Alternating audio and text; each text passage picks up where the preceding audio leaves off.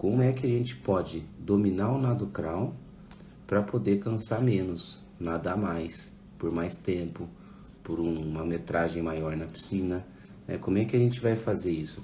Ter menos lesões, como é que a gente pode melhorar a nossa mobilidade, aproveitar mais a nossa amplitude, enfim, né? Eu vou apresentar isso para vocês hoje sobre a técnica, tá bom? Então, para quem está entrando agora, eu sou o Samir Barel, Fábrica de Nadadores já tem mais de 1 ano aí de existência, tem crescido cada vez mais graças a vocês, agradeço muito a presença de vocês nas lives, a colaboração de vocês no dia a dia ali, colocando as dúvidas, compartilhando, porque é disso que é feito o nosso canal. Então, pessoal, por que é importante a gente falar da questão técnica? Eu vejo muitos atletas se preocuparem com a técnica, mas na hora de aplicar ela, acaba ficando perdido. O atleta fica perdido por onde começar. Aí ele ouve dizer que é importante ficar 6 meses só trabalhando a técnica. Aí o outro ouve que é importante fazer o educativo, que um nadador profissional, medalhista olímpico, colocou lá no YouTube, e aquele exercício é importante fazer porque pô, o cara é campeão mundial, então aquele exercício é o exercício mais eficiente que existe. Aí outros falam assim, não, esquece a técnica, tem que nadar, condicionar e é só isso. E na verdade, quando a gente fala de natação, quando a gente fala de esporte, não é uma coisa só que está envolvida. Quando a gente fala do corpo humano, não é uma coisa só que está envolvida. Então quando a gente trabalha uma certa intensidade no treino, o A1 por exemplo, a gente não está deixando de trabalhar as outras intensidades. Quando você trabalha o A3, você não está deixando de trabalhar o A1, o A2, né? Onde eu quero chegar com isso? Quando a gente trabalha a técnica, a gente não está trabalhando só a questão mecânica. A gente está também trabalhando o condicionamento. A gente está trabalhando coordenação motora, a gente está trabalhando a percepção, a gente está fazendo um trabalho cognitivo dentro da água. Então, são vários os fatores que influenciam a técnica. Parar 6 meses e trabalhar sua técnica vai resolver? Não vai. Porque sem o condicionamento, você não vai conseguir sustentar a técnica. Trabalhar só o condicionamento sem a técnica vai adiantar? Não vai. Porque vai nadar errado, vai viciar aquela técnica errada por uma longa metragem. Depois, para corrigir, vai ser pior. Então, a gente tem que unir tudo. Unir o condicionamento, unir a técnica. E aí, o que você vai ganhar com isso? Você vai ter um maior aproveitamento da sua força, porque com técnica você vai conseguir ter um alinhamento melhor na água, você vai conseguir ter um apoio, um agarre, uma tração, uma finalização melhor, porque se você tem um bom apoio, você tem o apoio é aquele quando a gente para a mão lá na frente, o agarre quando a gente faz a flexão, a tração quando a gente começa a botar força e finalização quando a braçada termina lá atrás. Quando você não tem um apoio, todo o resto ele é prejudicado. Se você tem um bom apoio, mas não faz o agarre, a sua tração é prejudicada, finalização também. Se você tem apoio, tem agarre, mas você não sabe diferenciar a força na hora da braçada, que é a tração e a finalização, todo o resto fica prejudicado. Isso é. Os 4 pontos são importantes. Então não tem como a gente pensar assim, meu apoio é ruim, mas o resto é bom. Seu apoio é ruim, o resto é bom. Mas se seu apoio fosse bom, o resto seria melhor. E qualquer ponto de correção que você fizer, você vai transformar os outros em pontos melhores também. Tá? Então pensa bastante nisso. Nós temos o apoio, que é a entrada, nós temos o agarre, que é a flexão, nós temos a tração, que é o início da aplicação de força, né, onde a gente começa a colocar mais força, e tem a finalização, que é onde toda aquela força, todo aquele movimento que está gerando a força, na finalização é onde a gente vai ter mais propulsão, que levanta o nado e mantém o nado bem equilibrado. Então esses 4 pontos são muito importantes, e aí você vai ganhar um melhor aproveitamento da força, você vai conseguir aproveitar melhor a amplitude do seu nado, buscando água na frente, finalizando lá atrás. Se você ganha uma boa amplitude, você consegue usar uma distância de força, né, ali durante a sua braçada muito maior. Você consegue ter um deslocamento maior, menos braçadas, gastar menos energia, fazer mais metragem e nadar por mais tempo. Olha só como uma coisa está ligada à outra, né? Não tem como a gente pensar só em fazer uma grande metragem. Para fazer uma grande metragem, a gente precisa ter uma boa técnica. Para ter uma boa técnica, a gente precisa trabalhar alguma coisa e assim por diante. Então, os benefícios, a oportunidade que você tem de ganhar de ter domínio da força, ganhar amplitude, é isso, trabalhando técnica. Agora, o que acontece quando a gente faz tudo errado? Cansa antes da hora, então começa a nadar e rapidinho você já está cansado, tem que ficar parando toda hora. Quem está começando tem que parar no meio. Às vezes não é falta de condicionamento, às vezes é falta de técnica mesmo. Tem atletas, né, trazendo um pouco para o lado do triatlon, por exemplo. Tem atletas que pedalam e correm muito, mas tem certa dificuldade com a natação. Normal, não tem problema nenhum, né? São atletas que não vieram da natação. Assim como o nadador, ele tem dificuldade para correr, porque ele não está acostumado com o impacto, com aquela biomecânica. Então, cada um tem o seu lado bom no triatlon e o seu lado ruim, né? Agora, todos têm como melhorar, porque o triatlon envolve as 3 modalidades. E aí o que acontece? O atleta ele tem um ótimo condicionamento, porque ele pedala muito, ele corre muito. E como eu disse, a fisiologia é uma só. Se ele tem um bom condicionamento nas outras modalidades, ele tem que transferir isso para a água também. E por que ele cansa na água? Porque ele não tem a propriocepção do meio líquido. Ele não tem a percepção do nado dele ali no meio líquido. E isso faz ele cansar. Ele não tem a mesma segurança que ele tem no ambiente terrestre, ele não tem no meio líquido. Então são detalhes para se pensar que vem muito antes de você pensar em resultado, de você pensar em tempo, de você pensar em média, né? Não adianta você pensar em tudo isso aí antes de você fazer um planejamento que envolva todo esse trajeto até atingir a evolução técnica, né? Então você precisa de segurança, você precisa de confiança, você precisa de paciência, você precisa de adaptação, você precisa de propriocepção. Tudo isso é muito importante, tá? Então, se você cansa menos é porque provavelmente você tem condicionamento, mas cansa muito, provavelmente é porque a sua técnica não está boa.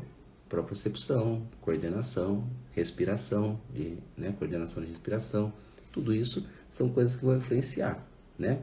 Aí você acaba nadando menos do que deseja, você se frustra, aquela boia que parece que está tão perto de fora d'água, ela se torna uma eternidade quando você entra na água. Você tem que ficar parando toda hora, você se machuca porque faz força do jeito errado, né? Porque normalmente o atleta ele desenvolve, né, uma capacidade de suportar dor maior do que uma pessoa sedentária. E aí ele se machuca por conta disso, porque ele está sentindo dor e fala, não, eu tenho que ir. Ele vai um pouco além e isso vai sobrecarregando até uma hora se machucar. Então, mais uma vez, a importância da técnica, né?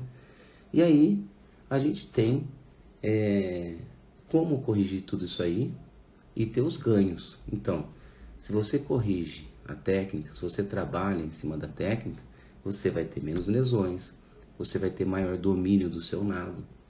E aí o domínio do nado, o que é?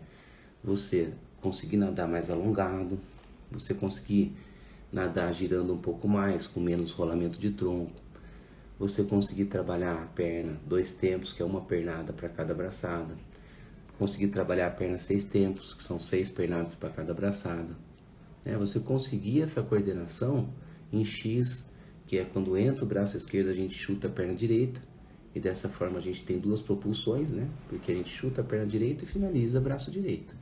Depois chuta a perna esquerda e finaliza o braço esquerdo. Então a gente tem essas 2 propulsões. Tudo isso faz com que a técnica evolua, você canse menos e você consiga nadar mais. E aí, você tendo esse domínio técnico, você vai transferir isso para a natureza. Porque aí quando for para águas abertas, vai pegar o mar mais agitado, você consegue nadar com a braçada mais alta, girando um pouco mais, sem fazer muito apoio na braçada. Vai nadar a favor da correnteza, vai segurar um pouco mais o apoio, vai nadar mais alongado. Tá nadando numa condição mais lisinha, vai conseguir nadar alongado, aplicar força da maneira correta. Né? Tá nadando na esteira de alguém, vai saber economizar energia. Então são vários os detalhes. Quando a gente tem o domínio técnico, quando você consegue dominar a sua técnica, que vai fazer com que você ganhe eficiência, consiga nadar mais e canse menos. Então, cansar menos para nadar mais não é uma coisa simples, né? Não é assim, legal, cara, vamos ver o que o Samir vai falar sobre dominar o nado, cansar menos, porque assim eu posso ficar em casa e não preciso treinar. Não é isso, né? A gente precisa treinar a técnica para cansar menos, para nadar mais. Não é parado que a gente vai conseguir fazer isso, e sim acreditando. Eu tenho atletas que já tiveram, vários atletas que já tiveram dor no ombro. E a dor no ombro, muitas vezes, não é por conta da natação, e sim por conta da sobrecarga externa que esse atleta tem. Então pode ser do trabalho, pode ser de carregar peso na musculação, pode ser de carregar peso no dia a dia, carregar a compra do supermercado de mau jeito, virar para pegar a mochila no carro ali e se machucar, né?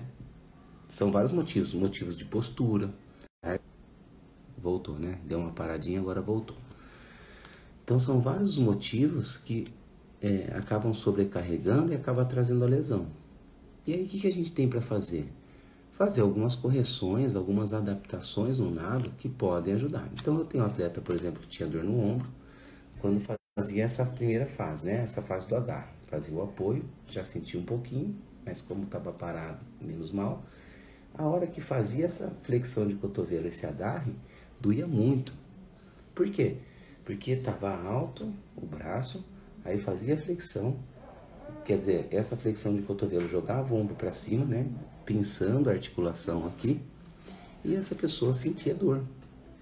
Qual foi a solução para ela? Entrou o braço, ao invés de sustentar o braço tão em cima, perto da superfície, ela afundava um pouco o braço, deixava o braço 2 palmos para baixo, 2 a 3 palmos para baixo da superfície, e aí sim começava a alavanca. Isso é, ele reduzia, né, na hora da flexão, reduzia esse impacto na articulação, né, essa pressão na articulação do ombro. Corrigiu. Então, através de uma adaptação técnica, o atleta conseguiu corrigir. Como é que eu consegui perceber isso aí? Nadando.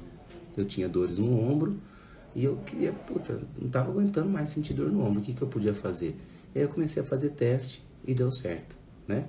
Vários técnicos também sabem dessa técnica, mas eu acabei descobrindo por conta aí.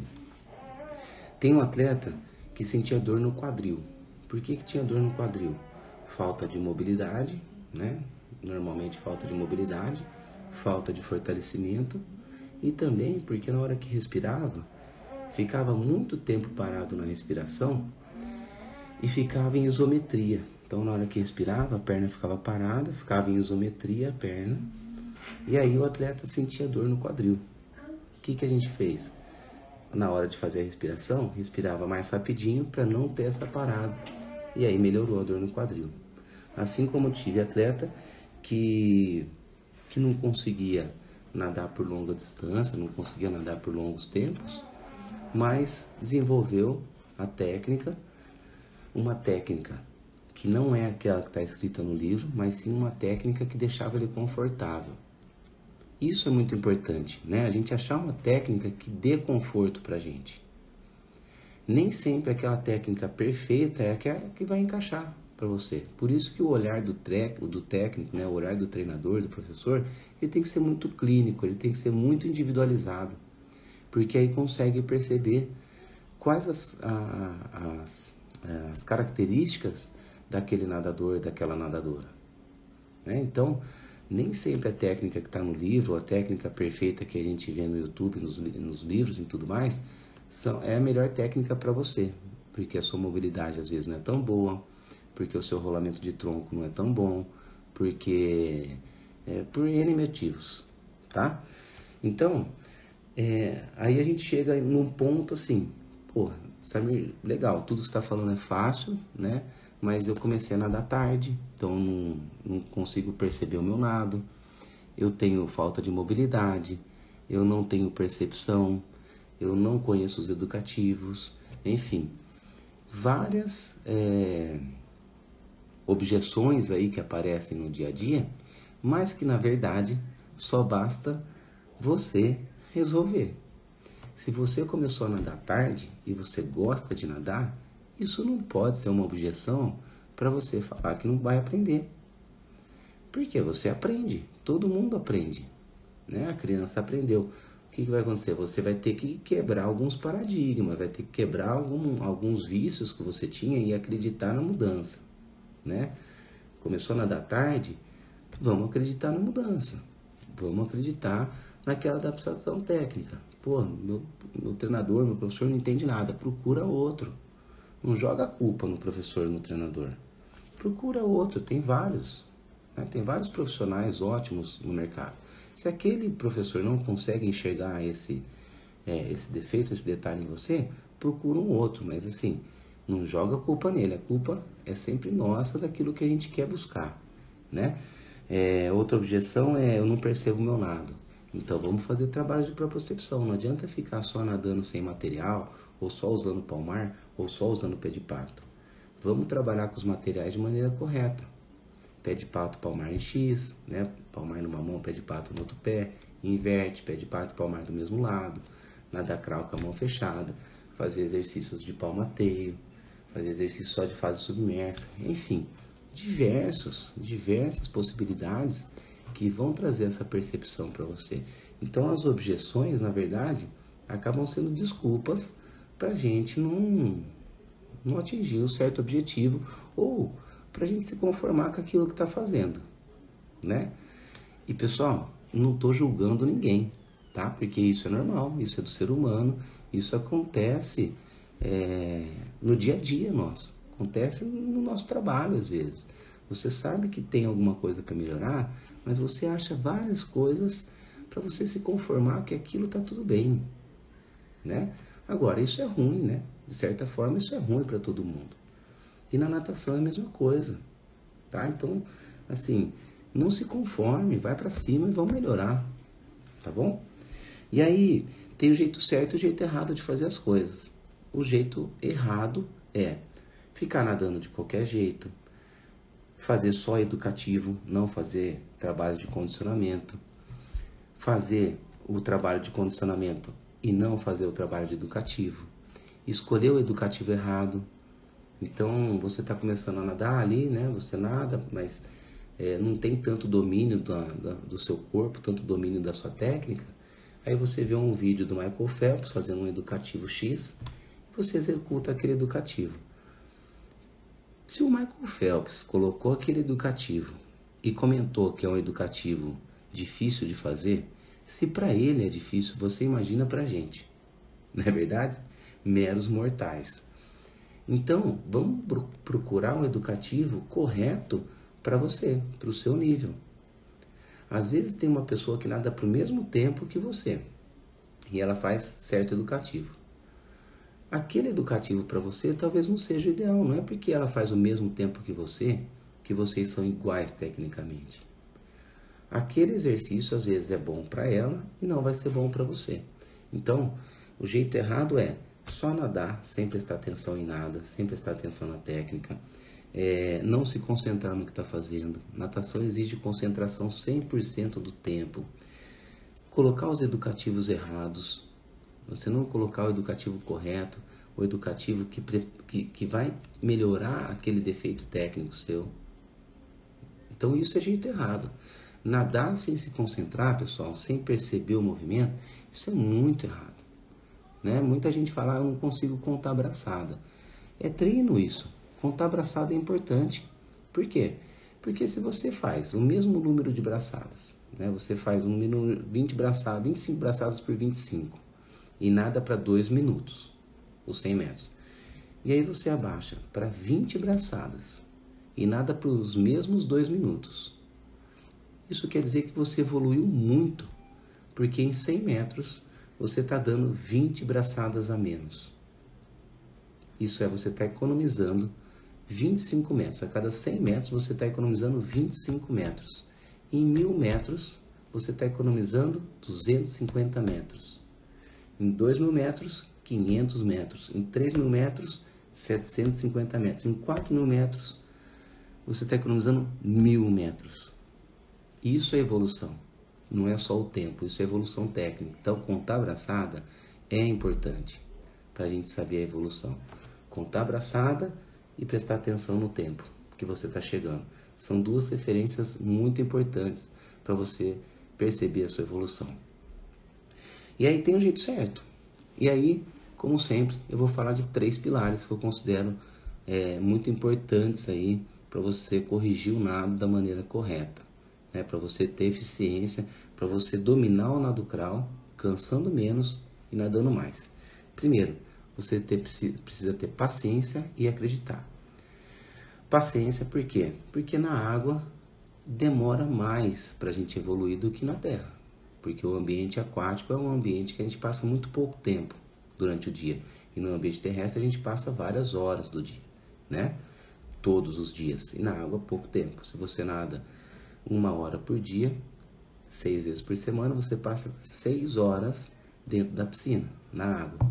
6 horas é 1/4 de um dia. Então, você passa na semana toda 1/4 de um dia dentro da água. Então, a evolução, ela é demorada na natação. Então, você precisa ter paciência. E você precisa o quê? Acreditar.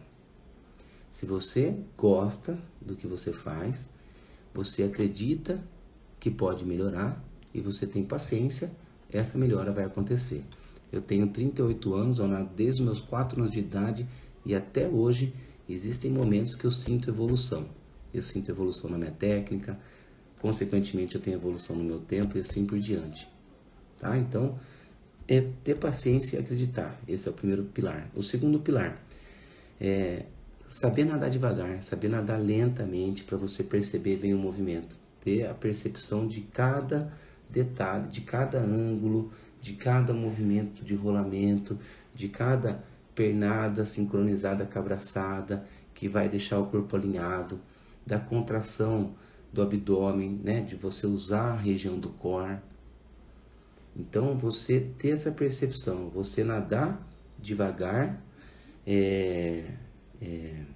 e trabalhar essa percepção é muito importante. Então, primeiro pilar, ter paciência e acreditar. Segundo pilar, saber nadar devagar para poder melhorar a sua própria percepção. E terceiro lugar, fazer educativo que condiz com o seu defeito, né? Que condiz com aquilo que você pode melhorar. E simples, educativo simples. Às vezes é simplesmente parar o braço esquerdo, só fazer o braço direito. Respirando. Faz a braçada, respira. Faz a braçada, respira. Tá melhorando o braço de apoio do lado esquerdo. Tá percebendo o apoio, agarre, tração, finalização do braço direito. Tá percebendo perna, finalizou do lado direito. Tá percebendo o cotovelo vindo mais alto do que a mão. Encaixando pontinha do dedo na água. Exercício simples, né? Que às vezes o professor passa e fala, puta, de novo, cara, que saco. Pensa ao contrário, fala, pô, que bom, de novo, esse é fácil de fazer, eu vou fazer com mais qualidade. Então, exercícios simples, eles não são chatos, eles são eficientes. Pensa sempre isso. Então, o terceiro pilar é fazer educativos corretos que condizem com o seu defeito, com aquilo que você tem que melhorar, tá bom? Resumindo, pilar 1, paciência, né? Primeiro, gostar do que você faz, ter paciência e acreditar que pode melhorar. Segundo, saber nadar devagar para você desenvolver uma boa propriocepção. E terceiro, escolher o educativo e os materiais corretos para que você possa executar de maneira eficiente e que você melhore aqueles defeitos que aparecem no seu nado, tá bom? E qual que é o primeiro passo que você vai dar para começar isso? Escolher a hora certa.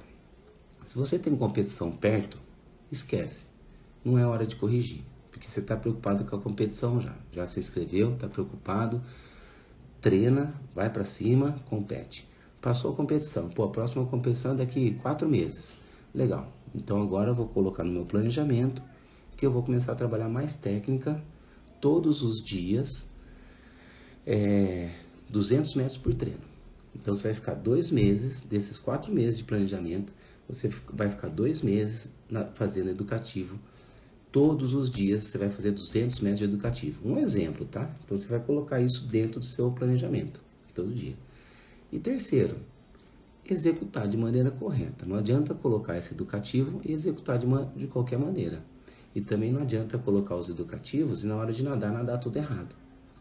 Então vamos juntar tudo. Juntar a paciência, juntar a propriocepção, juntar o tempo certo, enfim, juntar tudo que você tem que juntar e conseguir desenvolver a sua técnica para você dominar o seu nado crawl e cansar menos.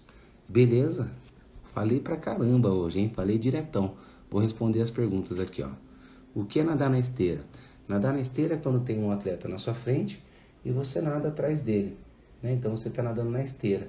Isso é, ele está furando água para você e você está aproveitando esse empuxo, né? Essa arrasto que ele faz. Então você economiza aí, se você sabe aproveitar uma boa esteira, você economiza 30% da força quando nada na esteira, né? Alguns chamam de vácuo, outros chamam de esteira. Vamos lá, próxima pergunta. Quando eu faço treino com flutuador, acompanho as amigas. Quando sem material, fico para trás. Será que está no quadril ou nas pernas?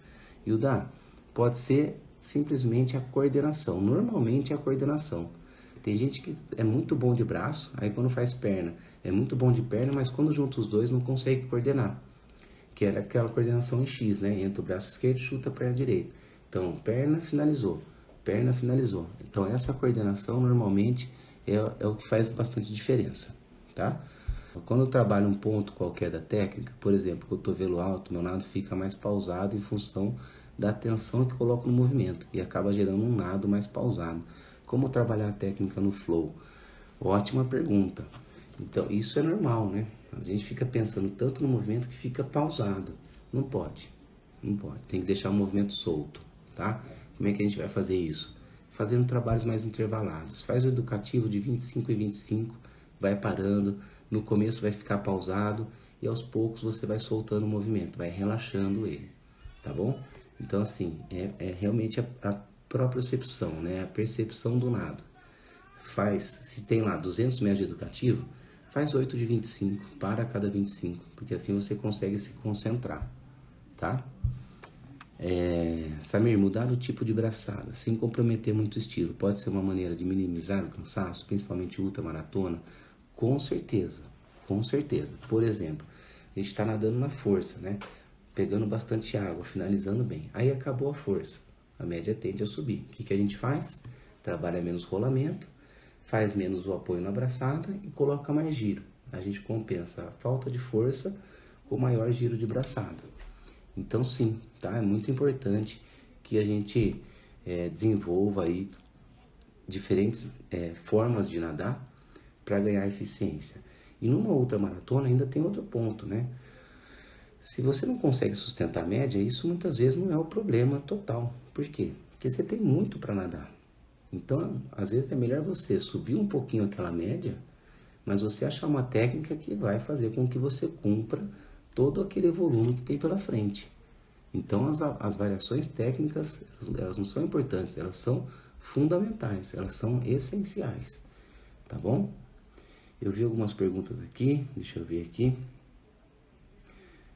Samir, alguma dica para não perder a conta em provas de 800 e 1500? A dica é se concentrar, né? Não tem outra dica, não. Eu gosto de contar de uma, duas, três, quatro. Eu vou nadar 800, eu sei que são 32 piscinas. Então eu conto de 1 a 32. Vou nadar 1500, que são 60 piscinas, conto de 1 a 60. Mas aí é treino, né? Não dá para ficar acomodado. Qual a frequência de pernada e braçada no mar? Depende muito do atleta, tá? Vai depender da coordenação, da força, da mobilidade. Não tem uma frequência ideal, né? 2 tempos, 4 tempos ou 6 tempos, vai depender da flutuabilidade. O ideal é aquilo que se adapta para você. Para quem está sem piscina, o que é melhor para ter um bom retorno? Pessoal, eu não vou fugir do assunto não, tá bom? Mas assim, para retornar, para quem tá sem piscina, pedalar, fazer uma corridinha, fazer um abdômen, mas nada substituir a natação, hein? Isso vai ajudar, tá bom? Quadril baixo, como melhorar? Qual educativo fazer? Quadril baixo, trabalho de perna, simples. Braço parado na frente, batendo só a perna, faz o palmateio para respirar, para você perceber o alinhamento. Aí depois faz só o braço direito, faz só o braço esquerdo, e aí você vai trabalhando essa percepção. Perna de costas também ajuda bastante você a perceber isso, tá bom? E a última pergunta, hein? Vamos lá? Diferença de braçada reta para cotovelo alto. Então vamos lá, ó. Cotovelo alto, braçada reta. Quando a gente nada com a braçada totalmente reta, a sobrecarga vai toda no ombro, né? Isso não é bom. Então, uma leve flexão de cotovelo é sempre importante.